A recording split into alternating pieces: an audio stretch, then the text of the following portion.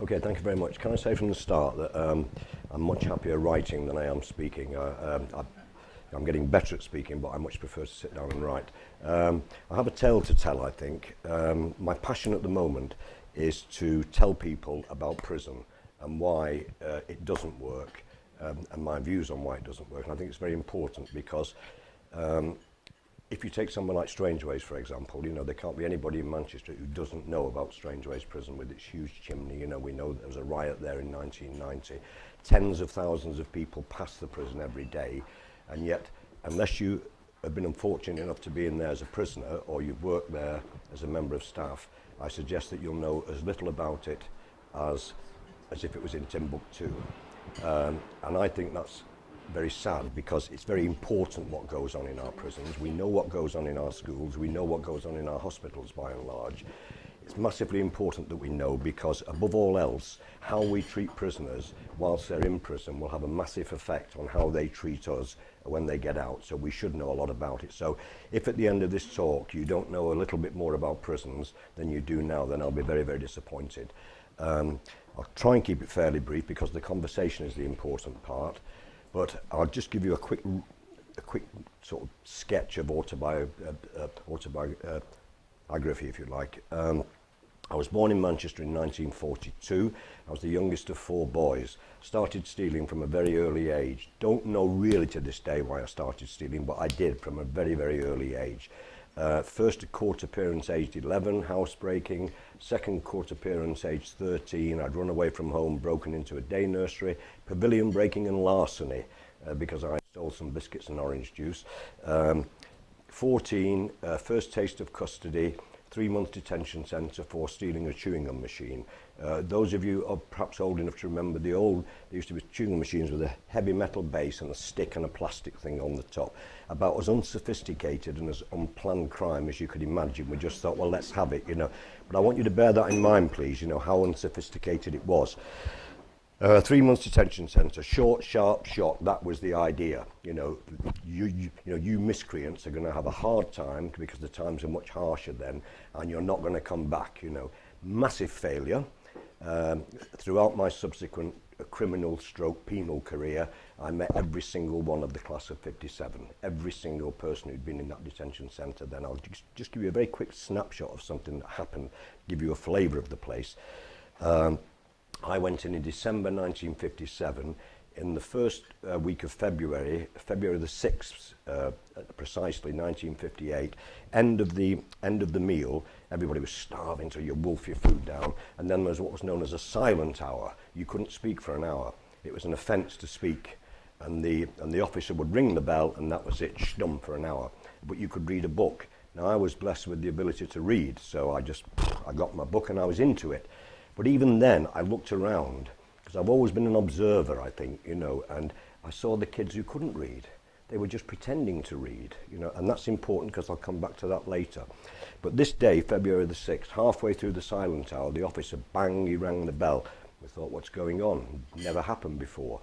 He said, I've got an announcement to make. He said, it's just come on the radio that the plane carrying Manchester United players has crashed on landing at Munich airport, and we believe there are lots of fatalities. He turned around and he said, you can talk about it for 2 minutes, and then I will ring the bell. Well, I was born in Gorton, and in the next street but one to me, Roger Byrne, who was the then captain of United, and an England regular, and would have been the next England captain. He lived in the next street but one. Occasionally, when I'd got the right bus to Old Trafford when I was a kid, Roger Byrne was on the bus, so that's a little bit, sounds like 500 years ago rather than 50 years ago, but anyway. So I felt like, well, I did know Roger Byrne, so I wanted to talk about it for more than 2 minutes. Bong. Anyway, I pursued my criminal career, always being told, but even then, you know, I thought, even then, in that detention centre, I thought, this isn't a good idea, because, you know, I was a bad lad. Make no mistake about it. I was a bad lad. I was a trial to my parents. I was a trial to the authorities. But, and these days, when children are badly behaved, and most of you, I'm sure, many of you are parents, you know, what do? You say, well, we'll impose sanctions. We'll ground a child, or we'll stop a promised treat, or we'll stop the pocket money or something, but who would think, well, here's a good idea with this bad child, let's lock him in a room with a lot of other bad children, that will sort them out. So the whole idea even then, struck me as being stupid. But anyway, I was bad. I made up my mind then that I wanted to be a good criminal, if you like. I'd follow the rules, of the old-style criminal. I would do the right thing, name, rank and number only when arrested, and, you don't grass people up. I had my own moral boundary, if you like, which I kept because I knew I was doing wrong, but I thought, well, yeah, but I've got a moral boundary which I wouldn't step over. And then I got my first serious taste of prison in 1968. I'd done a couple of sentences, but I got my first sentence, 4.5 years, and by an anomaly of the system, 4 years and under you could go to a training prison, 5 years and over you could go to a long-term prison. 4.5 years I was stuck in Strangeways, and I finished up losing all my remission, and I did the 4.5 years.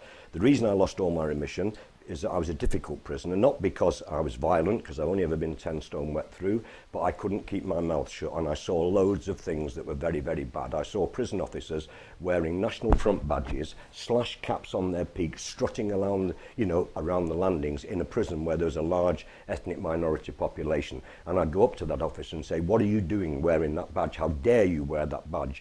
And of course, I'd finish up in the segregation unit, then I'd say to the governor, how dare you let him wear that badge? Then I'd be up in front of what they used to call the visiting magistrates, and I'd say, how dare you let them, wear that badge? But nothing happened.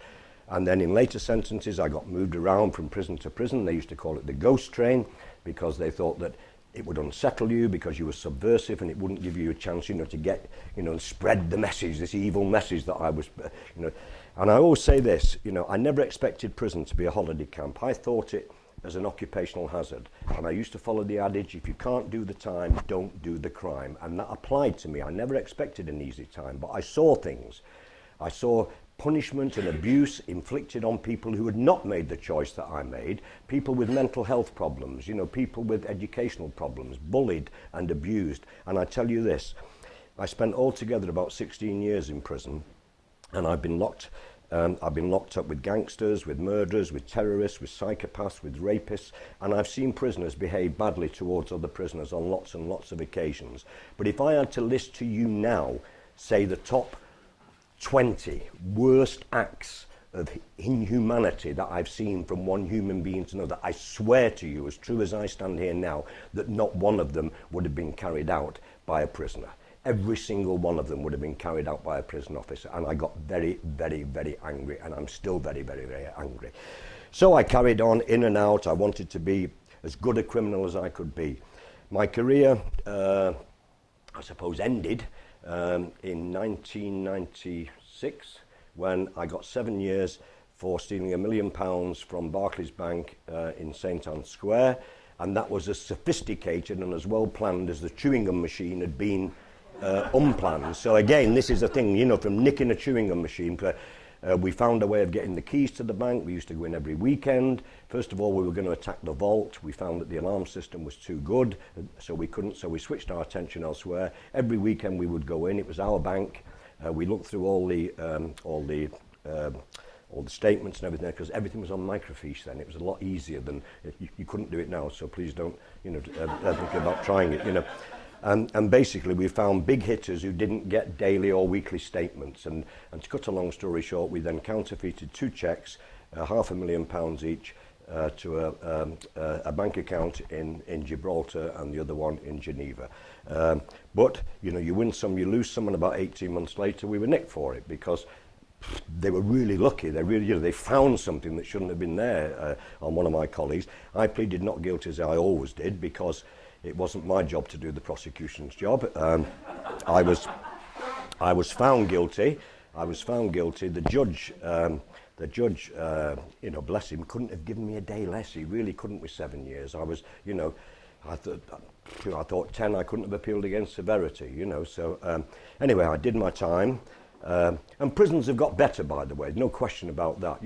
On my last 2 sentences, I met more decent prison officers than I'd met in my previous career, in the whole of my career. We used to have a saying, not very edifying, but we used to have a saying that you wouldn't piss on a screw if he was burning to death, and that's what we felt. You know, we felt hatred and enmity towards them, and I thought, how negative is this, you know, that you can, you know, on a couple of sentences I came out boiling with rage, and I was able to rationalise it and reason it. But what about the boys and the men and the women who come out now boiling with rage? Where's that rage going to go? I'll tell you where it's going to go. It's going to go on society. So that's why it doesn't work.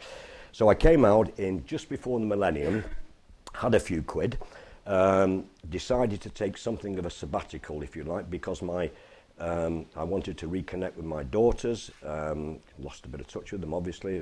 I've been away 4 years or so. So I decided that I wouldn't put myself in the position for a while, you know, where I could, you know, risk prison again. Just about reached the end of that sabbatical. I'd actually sat down and discussed a project that I thought was within my moral compass, and it sounded all right to me, you know, and we discussed terms, if you like, almost signed a contract, when the Guardian advertised for a prisons correspondent, and they said that applications from ex-offenders would be welcome.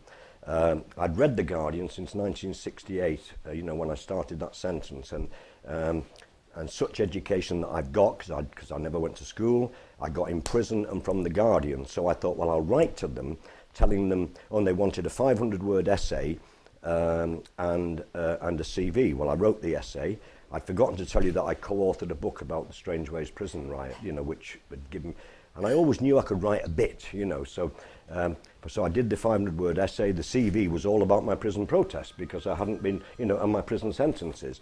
Got an interview, which I'm pretty confident I would get the interview, and I don't know, the highest of my aspirations was that I'd tell them at The Guardian what I thought, you know, needed to be said about prisons.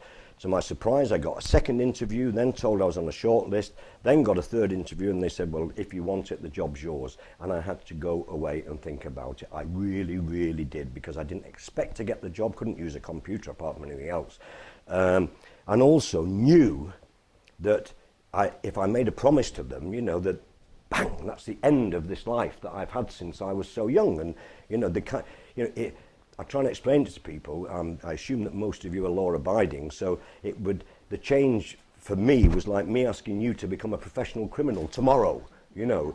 And I was terrified. I was really terrified, you know, going into this. And even now, I feel, you know, something of an intruder, you know, into the system. But you know, I'm settling into it now. I've been there 8 years. I'm very passionate about it. There's not. In many ways, I feel more in prison now than I did when I was in prison, because you know, my phone's always on, and relatives and people, you know, contact me. Not many sunshine stories, you know. I write about horrible things sometimes. A few years back, I attended an inquest of a young boy, 14-year-old Adam Rickwood, who killed himself in a secure training centre, which costs, by the way, about £240,000 a year to keep a child there, compared to £30,000 a year to keep a kid in Eton. You know, a young Adam had hung himself. He had to think very hard about hanging himself, because he was in a cell. They called it a room. It was a cell with no ligature points. He had to work hard to find a ligature point, and he wrote a will. He wrote a will. He was 14 years of age, and they'd abused him.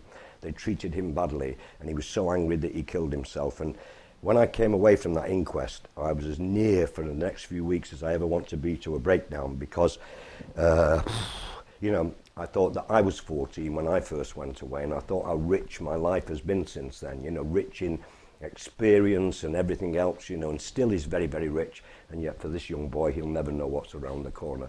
And he was, I think, the 13th child to die in custody in 14 years or something like that.